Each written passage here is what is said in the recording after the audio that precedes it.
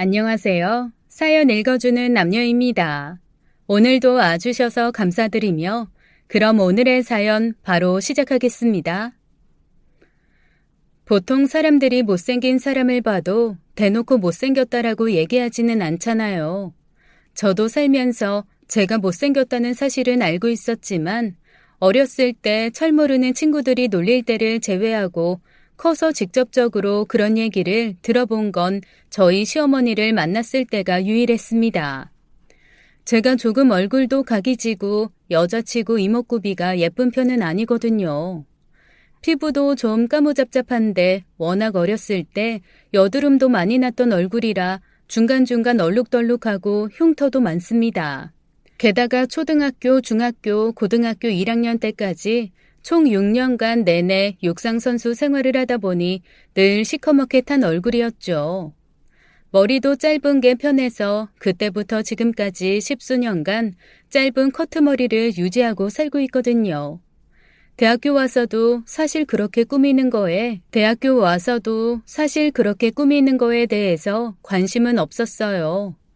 제 마음 한구석에는 다른 친구들이야 꾸미면 예뻐지기도 하지만 저는 꾸며봤자 거기서 거기겠지라는 생각이 들어서 아예 지레짐작하며 포기했었던 건지도 몰라요. 그래서 다들 다이어트한다, 화장품을 산다 할 때도 저는 그냥 아기들 바르는 로션 하나 얼굴에 쓱쓱 발라 허옇게 버진 피는 거 정도나 막는 수준이었습니다. 그래서 사회 나왔을 때 지금의 제 남편이 저한테 먼저 수수하다며 그런 모습이 마음에 든다고 하면서 다가왔을 때 솔직히 말하면 제 남편이 사기꾼인 줄 알았어요. 혹시 내가 돈이 많은 걸로 착각하고 슬그머니 다가와서 저를 홀린 후에 돈을 뺏어가는 그런 작전을 세운 게 아닐까 했습니다. 그렇게 의심하면서 몇 번씩 고백하는데도 마음을 안 받아줬을 정도로 저는 외모에 대해서는 자신이 없는 편입니다. 그런데 연애하던 중에 그 사람이 그러더라고요. 평생 미모 관리에 너무 집착하던 어머니 때문에 아버지도 자기도 너무 질렸다나요? 그래서 제가 물었습니다. 아니, 어머님이 예쁘신가 보네. 그런데 원래 예쁜 사람들은 더 예뻐지고 싶어서 노력하더라. 그런 수준이 아니야. 한번 겪어봐. 아주 진절머리가 난다. 그리고 미리 얘기하지만 혹시 우리 엄마 만났을 때 스트레스 받지 말고. 처음에는 그게 무슨 말인지 몰랐어요. 그런데 연애를 한 3년 정도 하고 서로 결혼 얘기가 오갈 때쯤 시어머니를 만나서 인사드릴 일이 있었거든요. 세상에, 시어머니가 저를 보자마자 한 첫마디가 글쎄 뭐였는 줄 아세요? 어머, 너무 못생겼잖아. 얼마나 당황했는지 모릅니다. 시아버지도 얼굴이 하얗게 질려서 제 눈치를 보느라 정신 없으시고 남편은 한숨을 내쉬더라고요. 정작 그 말을 한 시어머니는 자기는 제대로 할 말 했는데 왜 그런 눈으로 다들 날 보지라는 해맑은 표정으로 저를 보고 계셨고요. 남편은 짐작했다는 듯이 한숨을 푹 쉬면서 자기 엄마에게 그랬습니다. 엄마, 제발 한 번만 더 머릿속으로 생각 좀 하고 말씀하세요. 아니, 내가 왜? 뭐 없는 말 했어? 그런데, 화장은 한 거예요? 네? 네, 나름 한다고 했는데. 세상에, 모공 프라이머를 안 썼네. 그렇게 모공에 요철이 많을 때는 프라이머로 메꿔주고 그 다음에 화장을 해야죠. 파운데이션 뭐 써요? 파운데이션이요? 그런 거 안 쓰는데. 세상에. 설마 비비크림만 쓴 거야? 아이고, 그러니까 그렇게 얼룩덜룩하지. 이렇게 다크닝 현상이 나오는 건 파운데이션을 제대로 안 써줘서 그래요. 일단 컨실러로 잡티 좀 가리고 파운데이션으로 꼼꼼하게. 절대 그쪽은 그냥 퍼프로 팡팡 두들기지 말고 브러쉬로 살살 결 따라 채워줘야 돼. 그렇게 시작된 시어머니의 뷰티 강의는 그날 밥 먹는 내내 이어졌습니다. 정작 저는 아버님 목소리는 아이고 반가워요 라는 한마디밖에 듣지 못했어요. 1시간 반 동안 밥을 먹으면서 시어머니는 제 얼굴의 단점을 조목조목 짚어가며 눈썹은 그렇게 그리면 안 된다. 세상에 왜 눈은 성형을 안 했냐.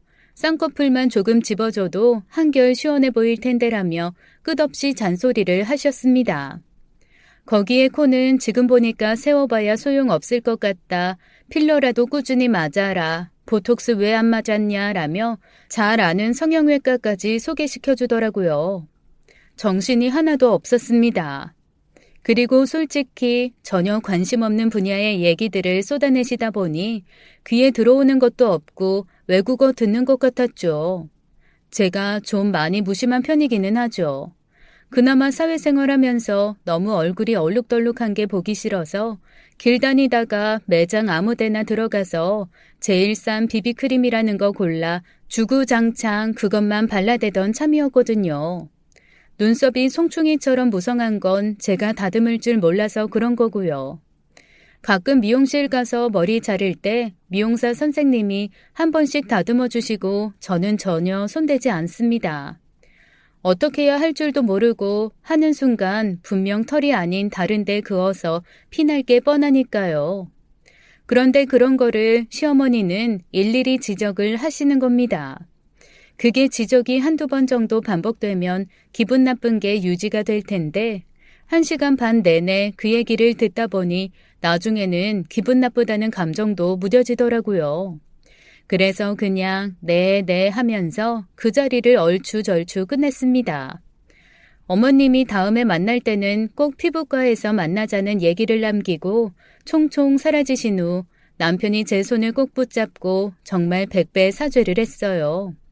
자기 엄마가 저런 사람인 줄은 알고 있었는데 이렇게 첫 만남부터 무례하게 굴 줄은 몰랐다나요? 그래서 제가 대체 어머님은 어떤 분이시길래 저렇게 미모에 관심이 많으시냐고 물어봤습니다. 남편이 한숨을 푹 쉬면서 해준 얘기는 참 듣도 보도 못한 얘기더라고요. 어머님 집이 글쎄 6자매래요. 6자매 중 어머님이 막내인데 위로 언니들이 정말 미모가 쟁쟁했던 모양입니다. 사실 저희 어머님 예쁘다 싶은 예쁘장한 얼굴이긴 하지만 막 돌아볼 정도로 뛰어난 미모는 아니시거든요. 그런데 본인이 워낙 꾸미고 가꾸시니까 그 연세에 비해서는 예쁘다라는 거 정도지 숨막히게 아름다운 그런 얼굴은 아니시란 거죠. 그런데 남편이 보여준 어머님 자매 사진을 보고 저는 정말 깜짝 놀라고 말았습니다. TV에 나오는 연예인들 뺨치게 예쁘고 늘씬하신 분이 5명이나 거기 서 계시더라고요. 세상에 그 사진 속에서 제일 못생긴 게 저희 어머니신 거 있죠? 남편이 한숨 푹 쉬면서 얘기하더라고요. 우리 큰이모 10수년 전 미스대에 나가서 입상까지 하신 분이고 둘째 이모는 미스 코리아에 나가셨던 분이야. 셋째 이모는 모델이고 넷째 이모, 다섯째 이모는 그냥 평범한 가정주부인데 이모부들이 미모에 반해서 지금까지도 입에 I love you, beautiful, amazing 달고 사시거든. 아마 자랄 때부터 우리 엄마 그런 언니들 사이에서 좀 스트레스 받으셨나 봐. 언니들은 꾸미지 않아도 예쁜데 우리 엄마는 잔뜩 꾸며야 그나마 언니들이랑 조금 수준이 맞으니까. 어렸을 때도 언니들 예쁘다는 소리는 정말 많이 들었는데 이 사람들이 늘 우리 엄마는 귀엽다고 했대. 아, 어머님이 나름 그걸로 스트레스 엄청 받으셨겠네.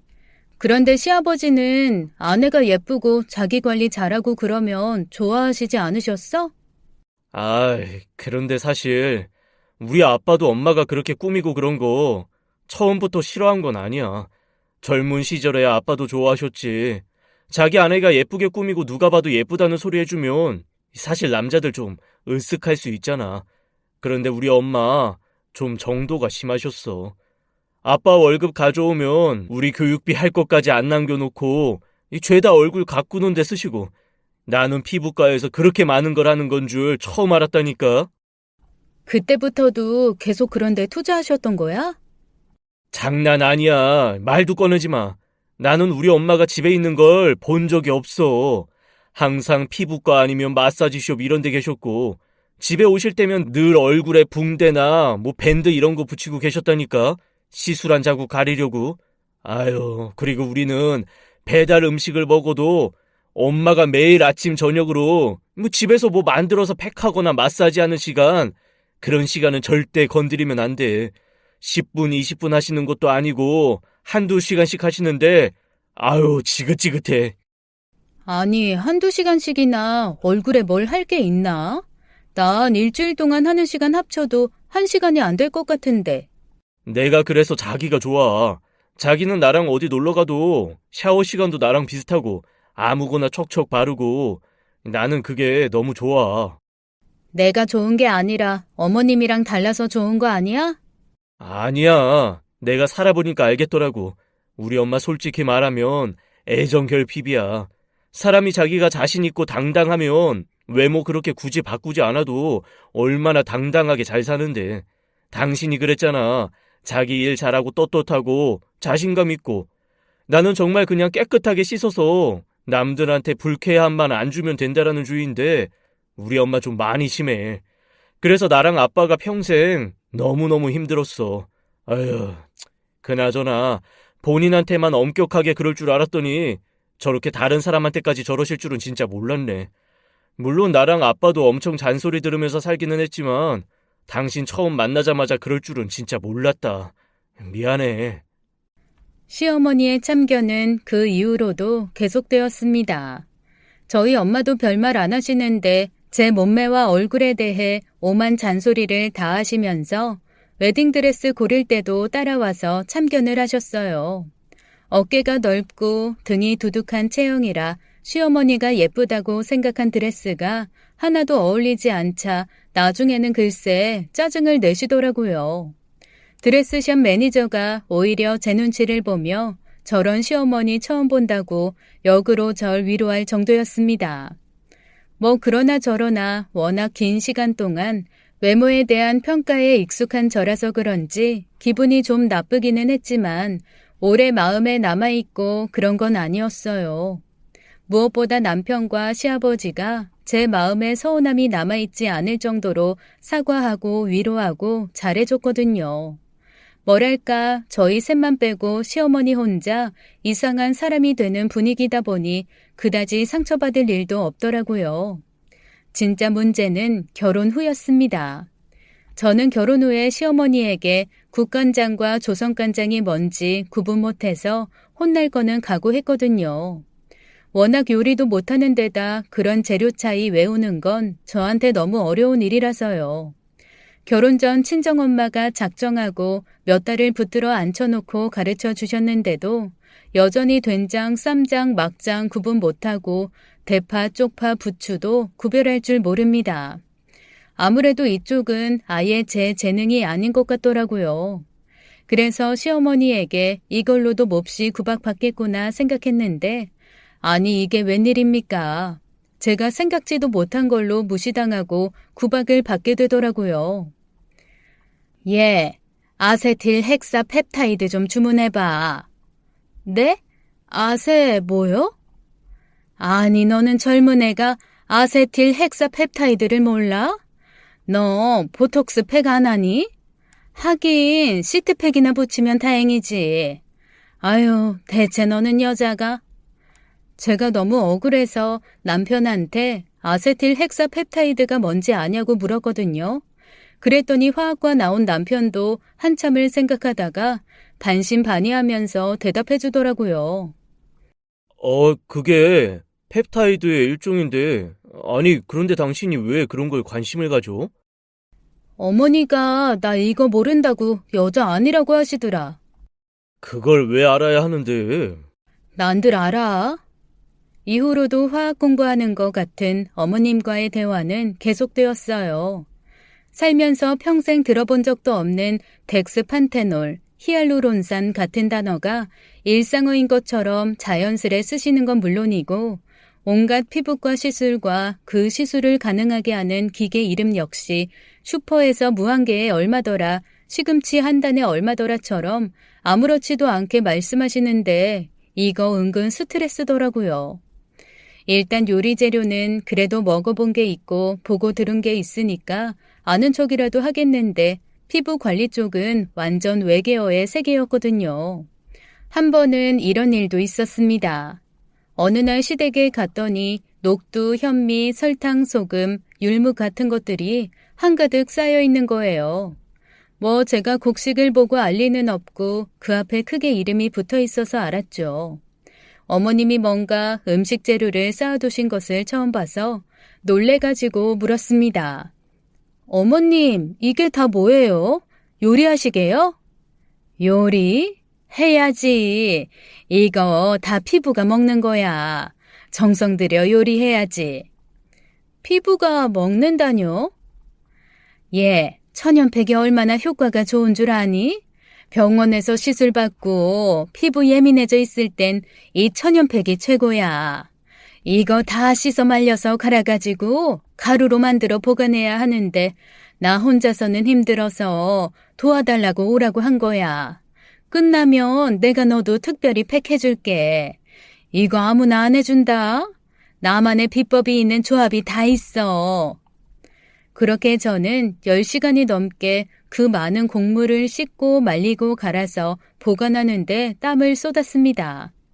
한시라도 빨리 집에 가서 쉬고 싶었는데 긋고 누워서 팩하고 가라는 어머님 때문에 누웠죠.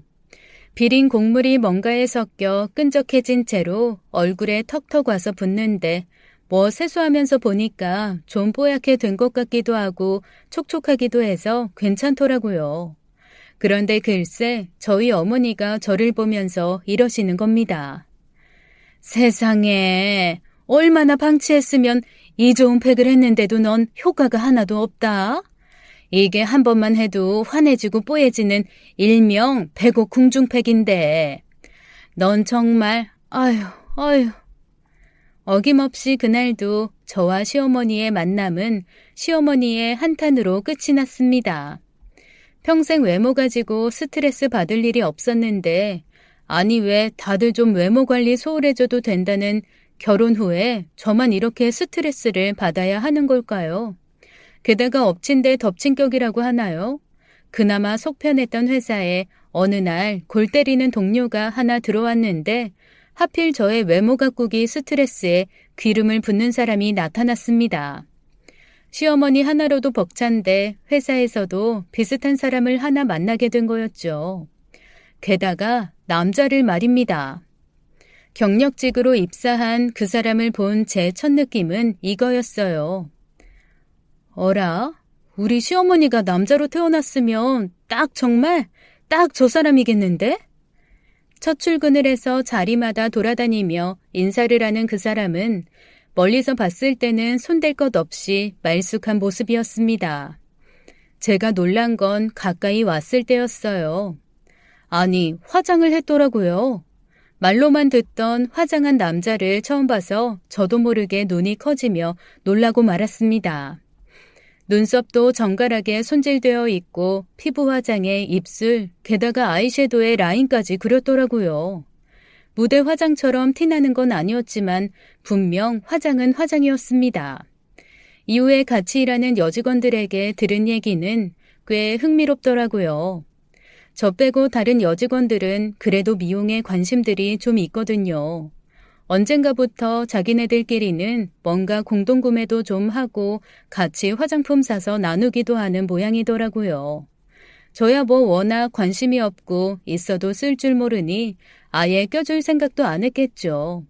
그런데 입사 일주일 만에 모든 공동구매, 화장품, 피부 관리 정보는 새로 들어온 남자 직원, 일명 뷰티 김 과장이 모두 휘어잡게 되었다는 거 있죠? 언니, 정말 김 과장님 장난 아니에요.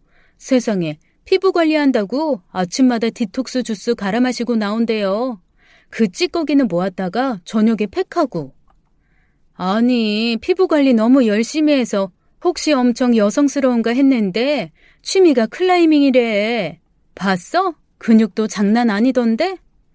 안 그래도 경영팀 박 대리가 며칠 전에 술 먹고 같이 사우나 갔다가 자기 완전 술 다 깼다고 너무 놀랐다고 하더라고. 몸매가 장난 아니래. 다 근육이고 엄청 관리 잘 되어 있고 근육들이 다 성이 나서 완전 상남자라던데? 특이하긴 하네. 자기 관리 엄청 열심히 하는 사람인가 보다. 그런데 결정적으로 여자친구 아직 없대요. 그래서 지금 우리 회사 싱글 여자들 다 호시탐탐 노리고 있잖아. 하긴 남자건 여자건 자기 관리 잘하는 사람들이 더 매력 있는 건 사실이니까. 뭐야, 그거 지금 나 들으라고 하는 소리야? 아우, 난 예전부터 관심 없었는데 요즘엔 더 싫어졌어. 우리 시어머니 때문에 너무 스트레스 받아. 아니 글쎄, 얼마 전엔 나한테 뭐라더라? 아시텔? 아세텔? 그때였어요. 휴게실에 모여 삼삼오오 얘기를 하면서 제가 막 시어머니 험담을 하려던 그때 시어머니가 말했던 그 재료 이름이 생각이 안 나 갸우뚱하고 있었거든요. 누가 뒤에서 대신 말해주더라고요. 그 뷰티 김 과장이었습니다. 아세틸 헥사펩타이드요? 아이고 깜짝이야. 언제 왔어요? 아이, 지금요. 다들 모여서 뭔가 재미있는 얘기하고 계시는 것 같아서 참견하려고 왔는데, 아세틸 헥사펩타이드 말씀하시는 것 같아서. 그거 맞아요. 그런데 김 과장님은 그걸 어떻게 알아요? 아세틸 그거. 에이, 그걸 왜 몰라요? 요즘 제일 핫한 건데, 바르는 보톡스 모르셨어요? 몰랐죠. 아세틸 헥사펩타이드에 고분자 히알루론산을 섞어서 팩을 하면 일시적으로 좀 팽팽해지거든요. 물론 자주 하면 효과는 보겠죠. 아세틸 헥사펩타이드 자체가 수분이랑 친해서 수분을 끌어당기는 힘이 강한 히알루론산이랑 섞이면. 아, 그렇구나. 고마워요, 설명. 저는 이미 제가 한번 들은 적이 있는 히알루론산이 나오는 순간 시어머니가 떠올라서 관심이 훅 떨어지더라고요. 하지만 다른 직원들은 그게 아니었나 봅니다.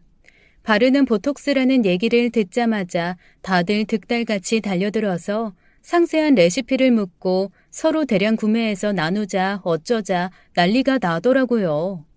갑자기 머리가 지끈거리며 아파왔습니다. 떠들거나 말거나 마음대로 해라라는 마음으로 일어나서 나오는데 김 과장이 제 뒤에 대고 그러는 거예요. 저분자 히알루론산 말고 고분자여야 해요. 저분자는 물 갈아서 팩하고 나서 스킨케어 할 때 섞어 쓰셔야 하고. 저분자건 고분자건 정말 1도 관심이 없어 귓등으로 흘려들었는데 아니 개똥도 약에 쓸 때가 있다고. 글쎄 그 주 주말에 흘려들은 그 한마디로 제가 처음으로 시어머니에게 쓸모있는 사람 취급을 받았네요. 시댁에 가서 시아버지랑 저녁을 먹을 준비를 하고 있는데 시어머니가 팩 준비를 하면서 계속 투덜거리시는 겁니다. 아니, 이게 좀 쫀득하게 만들어져야 바를 텐데 이렇게 물 같아서 어디 바르겠어? 팩이 안 되네, 팩이. 쓱 봤더니 시어머님이 저분자 히알루론산에 그 아세틸인지 아세톤인지를 섞고 계시더라고요. 그래서 슬그머니 말씀드렸죠. 어머니, 팩은 고분자로 해야 쫀쫀해지고 저분자는 팩한 후에 스킨에 섞어서 쓰세요. 그러면 훨씬 촉촉해져요. 순간 시아버지도 시어머니도 남편도 모두 얼음땡을 하는 사람들처럼 우뚝 하던 것을 멈추고 저를 빤히 보더라고요. 대체 넌 누구냐 하는 듯한 표정들이었습니다. 너, 네가 그걸 어떻게 알아? 아니, 네 입에서 지금 저분자 고분자가 나온 거 맞니? 그러게요. 저도 아는 게 있네요. 여튼 지금 그건 팩으로는 쓰기 힘드실 거예요. 시어머니가 몹시 놀란 얼굴을 하시다가 갑자기 막 웃으시더라고요. 저한테 드디어 네가 정신을 차린 거냐며 앞으로 에스테틱도 10회권 끊어 반씩 다니자고 하시는데 제가 그랬습니다. 어머니, 호박에 줄 긋는다고 수박 되나요? 그냥 저는 잘 익은 호박으로 살려고요. 어머님은 워낙 봄바탕이 좋으시니까 꾸미고 가꾸고 애쓰시는 만큼 보상이 있겠지만 저는 노력해봐야 티도 안 나니까 그냥 살래요. 제 대답이 뭔가 마음에 안 들면서도 그래도 본인 예쁘다고 해주는 건 좋으셨는지 그날 처음으로 시어머니는 제게 외모 타박, 몸매 타박 없이 밥 더 먹어라, 고기 더 먹어라 하면서 음식을 권하셨어요. 집으로 돌아오는 길 남편이 놀라면서 다시 묻길래 제가 대답했죠. 우리 회사에 얼마 전에 어머님의 소울메이트 하면 딱 좋을 남자 직원 하나 들어왔거든. 그 사람한테 주워들은 거야. 남자? 정말 지독한 그루밍족. 아침에 회사 오기 전에 1시간 반씩 세팅한대. 남자가? 1시간 반? 야, 난 일어나서 출근 완료까지 1시간이 안 걸리는데, 아니, 그렇게 할 게 뭐 있지? 아침부터 사우나 하나? 뭐 듣고 싶지는 않았지만 워낙 떠들어대서 들린 얘기를 해주자면 일단 아침에 일어나서 밤새 쌓인 노폐물을 오일 풀링으로 뱉어내고 샤워하고 나서 아침용 팩이 있다나? 그걸 한대. 팩하면서 디톡스 주스 갈아서 마시고 그 찌꺼기는 또 저녁에 팩하기 위해서 둔다네. 수염 깎고 머리 말리고 드라이하고 화장하고. 화장을 해? 나보다 많이 하더라. 스킨케어 다 하고 피부 화장하고 눈썹 그리고 섀도우에 쉐딩에 입술에. 나 결혼할 때도 그렇게 뭐 많이 안 해봤던 것 같은데. 진짜 신기한 사람이네. 게다가 들려오는 말에 의하면 몸매는 또 완전 상남자래. 근육이 장난 아니라고. 뭐냐? 너 지금 관심 있는 것처럼 들린다. 아이고, 쓸데없는 생각하지 마. 난 아주 회사에도 시어머니 있는 것 같아서 너무너무 피곤해. 아니, 다들 335 모여서 피부 미용 얘기만 하는데 기절할 것 같아. 내가 이럴 거면 화장품 회사를 다니지 왜 기계 만들고 파는 회사에서 이러고 있나 싶다고. 내가 볼 때는 우리 엄마도 보통은 아니고 그 남자도 특이하고. 그런데 당신이 제일 특이해. 아우, 몰라, 진짜. 너무 싫어, 외모 지상주의. 그렇게 괜시리 남편한테 짜증을 한판 내고 말았습니다. 여기에도 저기에도 제 편은 없는 것 같더라고요. 그런데 유유상종이라고 제 친구 중에 딱 하나 저랑 똑같은 애가 하나 있습니다. 저희 둘이 다니면 뒷모습 보고 그냥 남자 둘이 다니는 걸로 착각하는 사람들이 있을 정도로 저랑 그 친구는 똑같은 커트머리, 등치 좋은 등발, 넓은 어깨, 튼실한 다리, 모든 게 데칼코마니처럼 비슷한 친구입니다. 일하는 분야도 비슷해서 가끔 서로 이 세상이 우리와 맞지 않는다라는 한탄을 하며 만나서 밥 한 끼 먹을 때가 있거든요. 무척 그 친구가 그리워지더라고요. 그래서 그 친구한테 뜬금없이 전화를 했습니다. 명희, 잘 지냈어? 웬일이야? 시집가서 알콩달콩 살고 있을 줄 알았더니 너 그래서 나한테 연락도 안 하고 그렇게 가만히 있었던 거 아니야? 야, 나 스트레스 너무 받아. 오늘 간만에 나랑 밥이나 먹자. 왜? 걸어다니는 뷰티 전도사 같은 너희 시어머니가 또 너 들들 괴롭히니? 얼굴 다 쥐어뜯어 고치래? 아니면 보기 싫다고 나타나지도 말래? 시어머니도 시어머니인데 똑같은 인간이 회사에 나타나서 아주 골아파 죽겠다. 의외로 그런 사람이 많은가 봐. 야, 나 안 그래도 너한테 너희 시어머니 같은 사람 하나 봤다고 얘기하려고 했는데 그 사람이 치고 사라진 사고수습 때문에 너무 정신없어서 말도 못했네. 진짜 대박 사건 하나 있었어. 오케이. 이번에 만나자. 만나서 얘기 좀 듣고 그리고 스트레스 날려보자. 그렇게 저와 친구 명희는 정말 한 반년 만에 서로 얼굴을 봤습니다. 저를 보자마자 명희가 그러더라고요. 자기네 회사에 엄청 큰 난리가 있었다는 겁니다. 그래서 제가 일단 나는 한탄인데 너는 난리라니까 한번 네 얘기부터 들어보자라고 했죠. 명희가 들려준 얘기 그거 참 흥미진진하더라고요. 명희네 회사에 노처녀 이사님이 한 분 계시거든요.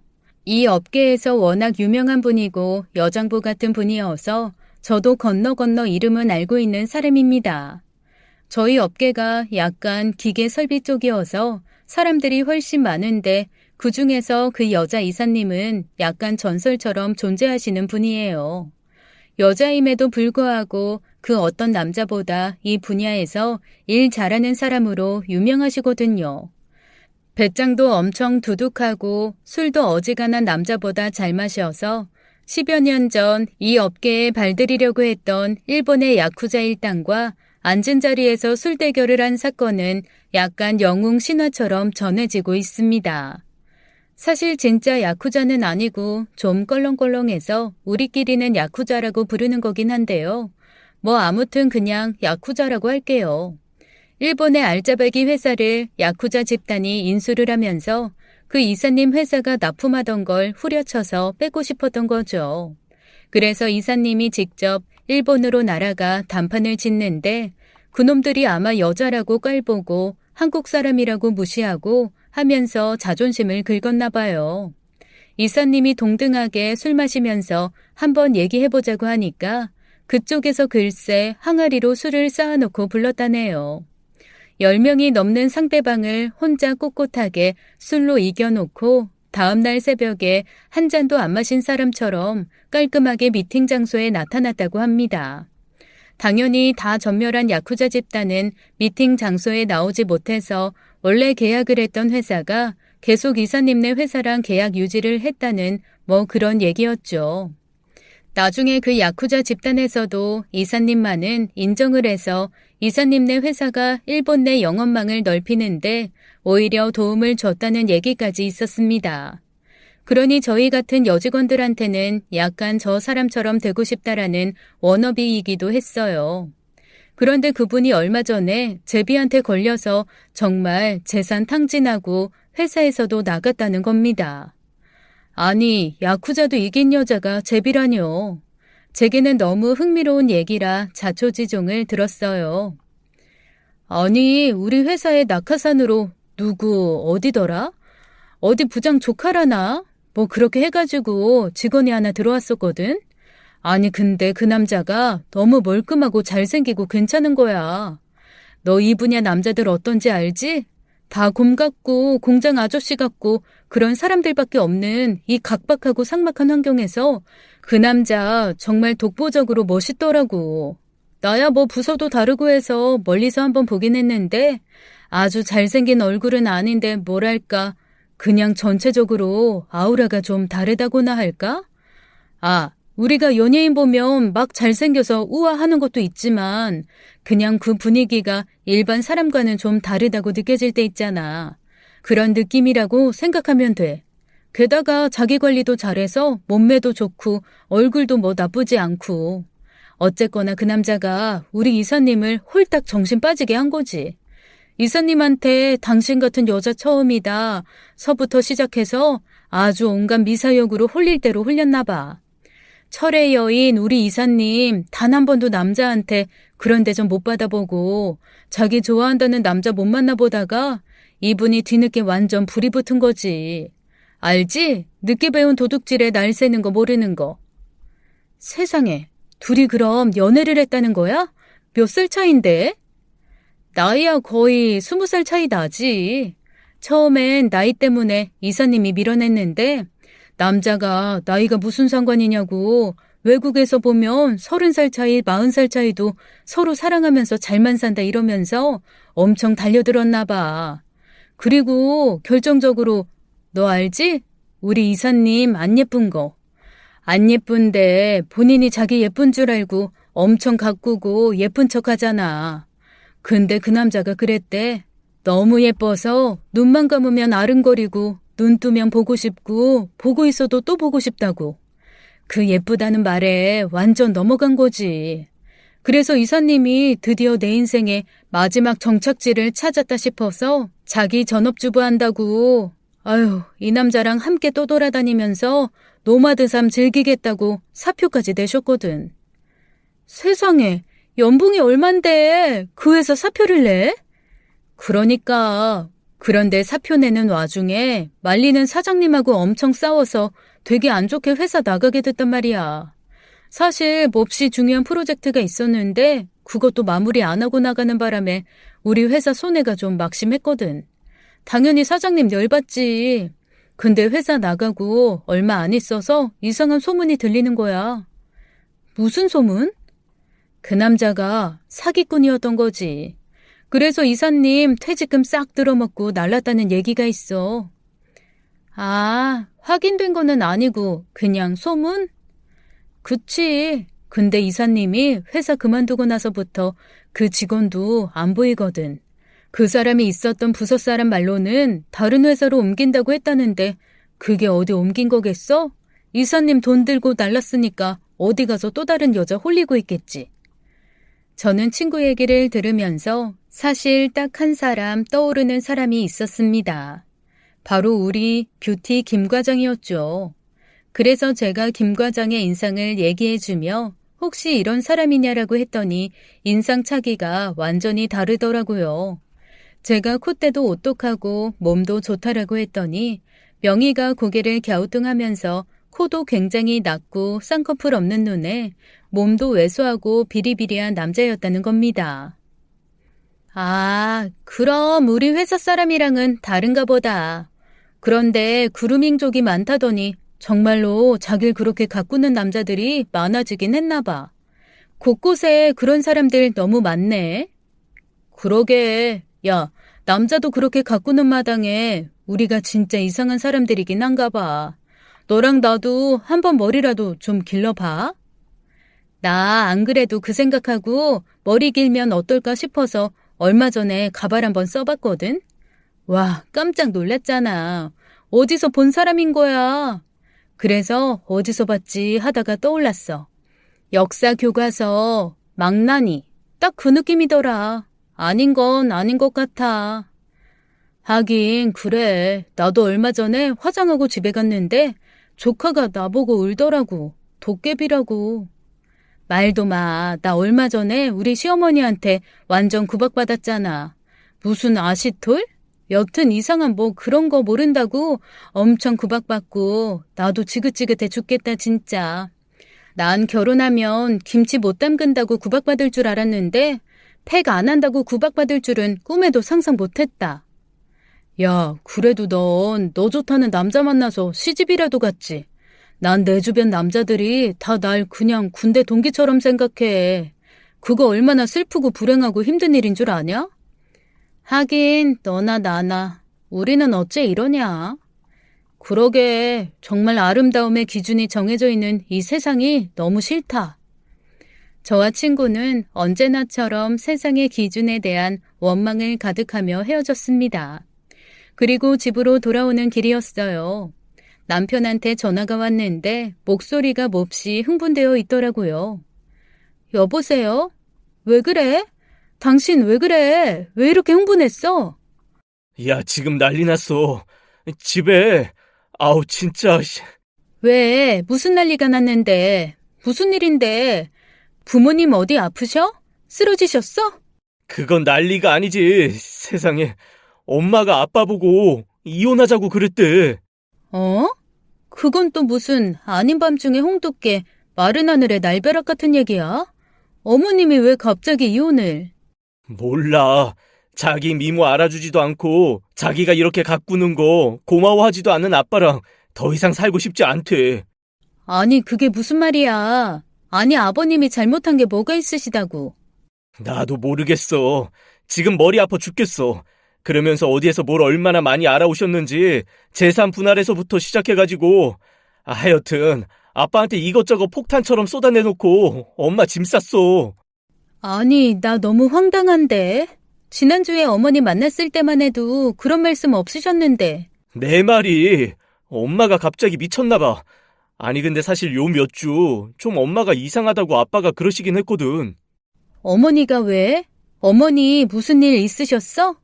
평소에 어쨌거나 뭐 아버지한테 조금 이런저런 불만은 있으셔도 그렇게 크게 뭐라고 하신 적은 없는데 유난히 최근 들어서 당신은 날 사랑하지 않는 것 같다. 당신은 나를 고마워하지 않는다라면서 불만이 많으셨다는 거야. 그래서 아버님은 또 그냥 또 이 사람이 바람이 들었구나 라고 생각해서 무시하셨대. 그런데 갑자기 오늘 아버지한테 이혼하자고 선언을 하셨다는 거야. 그러면서 빠르게 재산 분할해서 서로 갈라져서 갈 길 각자 걷자고 그렇게 말씀하셨다네. 너 정말 이게 무슨 일인지 모르겠어. 그래? 어머님 지금 어디 계셔? 몰라. 전화도 끊어버리고 어디론가 사라졌어. 지금 아빠 완전 충격받아가지고 누워 계셔. 일단 아버님한테 가봐야겠다. 그렇게 전화를 끊고 저는 시아버지에게 얼른 달려갔습니다. 시어머니가 얼마나 급하게 짐을 싸서 나가셨는지 온 집안이 초토하더라고요. 그리고 그 한가운데서 저희 시아버지가 홀로 외로이 술을 드시고 계셨습니다. 소주 한 병은 이미 텅텅 비어서 빈 병으로 떼굴떼굴 구르고 있고 나머지 한 병 조용히 까서 안주도 없이 입에 털어놓고 계시더라고요. 아버님, 여기서 이러고 계시면 어떡해요. 어머님 찾아야죠. 아니, 무슨 일이 있으셨던 거예요? 무슨 일은? 요 몇 달 밤 외출이 자꾸 어딜 갔다 오는 거냐 물어보면 짜증을 내고, 결정적으로 요 몇 달 돈을 너무 쓰길래 내가 카드를 뺏어버렸거든. 한 달에 1,000씩 퍽퍽 써댔는데 이건 뭐 애들 키울 때도 그 돈은 못 써봤는데 그랬더니 카드 뺏었다고 며칠 펄펄 뛰더라고. 그러거나 말거나 무시했더니 에휴 정말로 뭐가 어떻게 단단히 바람이 든 건지 갑자기 나 같은 놈이랑 못 살겠다고 뛰쳐나갔다. 어디로 갔는지 내가 찾을 수도 없고 나도 모르겠다. 아버님, 모르는 건 둘째치고 일단 이렇게 술 드시면 속 망가져요. 일단 저랑 저기 남편이랑 둘이 어머님 찾아볼게요. 나 싫다고 나간 사람? 내가 어디 가서 찾아서 뭘 하겠냐?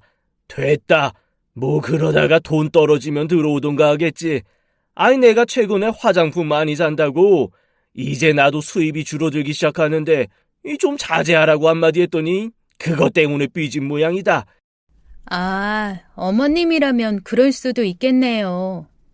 몇 년 전에 네 시엄마가 에스테틱 1,000만 원치를 끊었길래 그거 내가 펄펄 뛰면서 환불받아 왔었거든. 그때도 이혼하자고 그러면서 집을 나갔었어. 아, 그럼 이번에도 그 화장품 못 사게 해서 나가신 건가 보네요. 그럴 거다. 한 일주일 있다가 돈 떨어지면 들어올 거야. 시위하느라고 나가 있는 거니까 너무 걱정 안 해도 된다. 그런데 그렇게 다 알고 계시면서 왜 이렇게 술은 드세요? 아이고야, 내 이 나이 먹어서 화장품 못 사게 한다고 집 나가는 마누라. 내 속이 편하겠냐? 술이라도 마셔야지. 어쨌건 걱정하지 말고 너희는 그냥 너희 볼일 봐라. 알겠어요. 아버님, 혹시 필요한 거 있으면 꼭 연락 주세요. 그리고 너무 과음하지 마시고요. 네? 그래, 알았다. 그렇게 아버님은 모든 걸 해탈하신 듯한 모습으로 계속 술잔을 기울이셨습니다. 어머님이 좀 원망스럽더라고요. 사실 저희 아버님 같은 분 없거든요. 이해심도 많고 어지간한 것은 그냥 허허하면서 넘어가 주시는 분입니다. 제가 애교 있는 며느리도 아니고 그렇게 예쁘지도 않음에도 불구하고 항상 저희 아버님 저한테도 칭찬 아끼지 않으시고 예쁘다 귀엽다 말씀 오히려 남편보다도 더 많이 해주시는 분이거든요. 그렇게 속 깊고 착한 아버님을 이렇게 속상하게 만드는 어머님이 조금 원망스러웠습니다. 그래서 그때부터 어머님께 열심히 전화를 하기 시작했어요.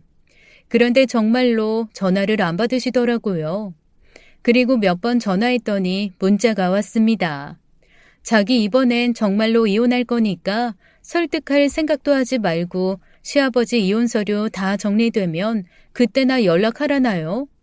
이거 정말 어쩌면 옛날과는 달리 만만치 않겠다라는 생각이 들어서 한숨이 푹푹 나오더라고요. 그렇게 며칠간 저희 집은 아사리 구판처럼 뭐가 정신없고 계속 흔들리는 느낌이었습니다. 여느 때와 다르게 어머님이 연락도 안 받고 계속 이혼 서류 정리되면 연락하라는 얘기만 하니 아버님도 조금 불안하신 모양이더라고요. 남편은 화가 나서 오히려 자기가 더 펄펄 뛰었습니다. 글쎄 아버님께 이러더라고요. 아빠, 차라리 잘 되었어요. 아예 이참에 갈라서요. 그냥 엄마도 혼자 고생을 해봐야 정신 차리실 것 같아요. 아빠가 너무 오냐오냐 하셨어. 아니 말리지는 못할 망정 글쎄 이혼을 부추기는 거 있죠? 제가 철딱선이 없는 소리 하지 말라고 해도 남편이 오히려 펄펄 뛰더라고요. 저야 뭐 가운데서 이러지도 저러지도 못하고 한숨만 푹푹 내쉬었죠. 그렇게 이것저것 신경을 쓰다 보니 저도 뭔가 스트레스를 받은 모양이었습니다. 회사에서 일을 하는데 갑자기 위랑 장이 꼬인 것처럼 너무 아픈 거예요. 저도 모르게 배를 움켜쥐고 얼굴을 찌푸리고 엎드려 있으니 평소 제 그런 모습을 한 번도 보지 못한 회사 동료들이 다가와서 걱정을 하기 시작했습니다. 아니 그렇게 아프면 집에 가던가 조퇴를 하지 왜 여기서 그렇게 앓고 있냐며 얼른 집에 가라고 하더라고요. 그래서 직장 생활한 지 10몇 년 만에 처음으로 조퇴라는 걸 해봤습니다. 회사 밖을 나와 택시를 잡아 타려다가 조금이라도 걸으면 약간 풀릴 것 같은 느낌에 천천히 걷기 시작했어요. 평소 제가 걷던 길이 아니라 회사 뒤쪽 숙박업소들이 모여 있어서 평소에는 잘 안 가는 그런 길인데 그 길이 작은 공원으로 가는 지름길이거든요. 의외로 낮 시간에는 지나다니는 사람도 없고 한적해서 공원에 갈 때는 간혹 그 길을 이용합니다. 원래 밤에 복잡거리는 길이 낮에는 한산한 경우 있잖아요. 푸릇푸릇한 것들을 보면 좀 괜찮아질 것 같은 생각에 그 공원이라도 산책하자 싶어 발걸음을 옮겼죠. 어라 그런데 숙박업소에서 익숙한 얼굴이 하나 나오는 겁니다. 뷰티 김 과장이었어요. 속으로 생각했죠. 뭐야, 저 사람 휴가 간다고 일주일 휴가 낸 걸로 알고 있는데 휴가 간 사람이 왜 이 동네 모텔에서 나오지? 휴가를 모텔로 왔나? 순진한 생각이었죠. 그래도 아는 얼굴이니 뷰티 김 과장에게 막 인사를 하려고 한 그 순간 김 과장의 뒤를 쫓아 더 익숙한 얼굴이 걸어 나왔습니다. 바로 저희 시어머니였어요. 순간 김 과장을 보려고 한 손을 번쩍 들었던 저는 그 자리에서 얼어버렸습니다. 그리고 저도 모르게 버럭 소리를 질렀어요. 어머님! 어머님이 여기서 뭐 하시는 거예요? 김 과장 팔짱을 끼고 나오던 시어머니가 저를 보고 기겁할 땐 놀라서 펄쩍 뛰시더라고요. 그리고 김 과장은 자기 팔짱을 끼고 있던 저희 시어머니와 시어머니를 어머님이라고 부르는 저를 보고 놀란 눈으로 저희 둘을 번갈아 가면서 쳐다보았습니다. 그리고 글쎄 시어머니한테 뭐라고 하시는 줄 아세요? 자기 며느리야? 제 귀를 뜯어버리고 싶더라고요. 그 말을 듣는 것조차 너무 짜증이 났습니다. 자기? 자기라니요.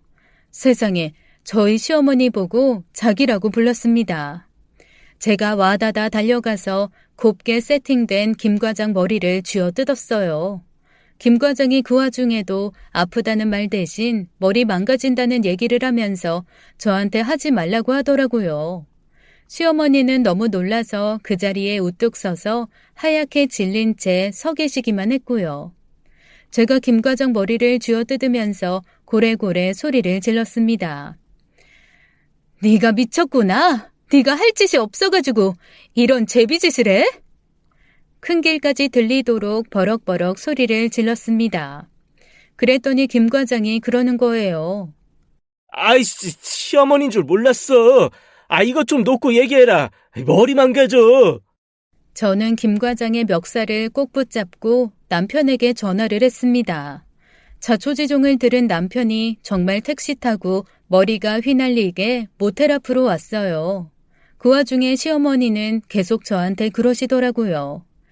예, 이 사람은 잘못이 없어. 다 내가 꼬셔서 그런 거야. 이 사람 날 사랑한 죄밖에 없어. 이 사람 놔줘, 응? 보내줘. 달려온 남편이 그 상황을 보고 정말 한숨을 푹푹 쉬었습니다. 동네 창피하다며 김 과장 멱살을 잡고 어머니 손목을 으스러질 듯 쥐고는 둘 다 택시로 밀어 넣더라고요. 그리고 바로 시댁으로 죄다 끌고 갔습니다. 시댁에서 밝혀진 얘기는 정말 어이가 없었어요. 시아버지가 그렇게 소주를 들이부으셨던 이유가 있더라고요. 시어머니와 시아버지 노후자금으로 적금과 퇴직연금 열심히 모아두신 게 있는데 글쎄 시어머니가 말도 없이 그거를 다 꺼내가지고 현금화 시키셨던 거예요. 졸지에 현금으로 가진 전 재산을 잃게 된 시아버지가 대체 이걸로 무슨 수술을 하려고 하나, 대체 무슨 미용에 이만한 돈을 또 쓰려고 하나 싶어 한숨을 푹푹 쉬고 계셨던 거였습니다. 바람이라고는 생각도 못 하시고 그저 미용에 또 수천만 원 쓰는 거라고 생각하신 거였죠. 그런데 알고 보니 저희 시어머니 그거 다 돈으로 바꿔서 김 과장한테 쏟아붓고 계셨더라고요. 그동안 김 과장이 입고 다녔던 그 수많은 명품 옷과 손을 장식했던 명품 액세서리들, 김 과장이 좋다고 소개해줬던 각종 피부과 시술들 다 저희 시어머니 돈이었던 겁니다. 아니 엄밀히 말하면 저희 시아버지 돈이었던 거죠. 게다가 제 친구가 말해준 그 이사님의 인생을 탈탈 털어먹고 잠적했다던 그 남자도 김 과장이었어요. 이사님을 그렇게 털어먹고 어쨌거나 이 분야에서 일은 계속해야 하니까 눈 성형도 하고 코 성형도 하고 몸도 만들어서 변신을 했던 거죠. 자기 찾지 못하게요. 제 친구가 이름만 알았어도 바로 매칭할 수 있었을 텐데 제 친구도 그런 거 관심 없는 사람이다 보니 이름도 모르고 얼굴도 다르니 그 사람이 아닌가 보다 생각한 게 화근이었습니다. 너무 기가 막히더라고요. 제가 그래서 제 친구 회사 이사님 얘기를 했더니 김 과장 얼굴이 하얗게 질리던데요. 대체 저한테 그 사실을 어떻게 알았냐고 하는데 그 순간 저희 어머님 정말 기막힌 말씀을 한마디 딱 하시더라고요. 자기, 나 말고 다른 여자 있었어? 그 소리를 듣고 저희 시아버지 벌떡 일어나서 저희 시어머니의 뺨을 올려 붙이셨습니다. 저는 시아버지가 그런 모습 보이신다는 건 상상도 못했고 그런 걸 하실 분이라는 것도 그때 처음 알았어요. 자식들 보는데 나 부끄럽지도 않냐? 지금 여기서 그 얘기가 나오냐? 시아버지가 펄펄 뜨시는데 한 번도 저희 시아버지한테 손찌검은커녕 야, 너 소리도 안 들어보신 저희 시어머니 놀래서 얼굴이 하얗게 질렸습니다. 시아버지 서슬과 제 남편 서슬에 하얗게 질린 건 김 과장도 마찬가지였죠. 저희 시아버지 김 과장을 가만두지 않겠다고 당장 시어머니에게 받은 돈 싹 가져오지 않으면 아주 인생 끝날 줄 알라고 매섭게 말씀하시더라고요. 그런데 김 과장도 아주 전문적인 제비는 아닌지 그 말에 벌벌 떨대요. 아마 제 생각에는 미모 관리할 돈을 못 번다는 것 자체가 그 사람의 큰 두려움이 아닐까 싶었습니다. 그런데 저희 시아버지, 시어머니와 이혼 안 하시더라고요. 그냥 미모 관리할 돈을 싹 끊어버리셨습니다. 저희 시어머니한테 가장 큰 벌이 어떤 건 줄 아셨던 거죠. 시어머니에게 딱 한마디 하시더라고요. 이쁘지도 않은 얼굴 돈으로 처발라서 예쁜 척하지 말고 그냥 나이와 분수에 맞게 늙으면서 살아. 그 말이 아마 시어머니한테는 죽으라는 말보다 훨씬 더 무섭고 모욕적인 말이었을 겁니다. 그렇게 이혼도 안 해주고 미모 관련 돈도 싹 끊어버린 우리 시아버지. 오늘도 카리스마 있게 시어머니한테 딱 한마디 하시면서 출근하셨다고 하네요. 올 때까지 이 집안 청소해놓고 미역국 끓여놔. 저희 시어머니요.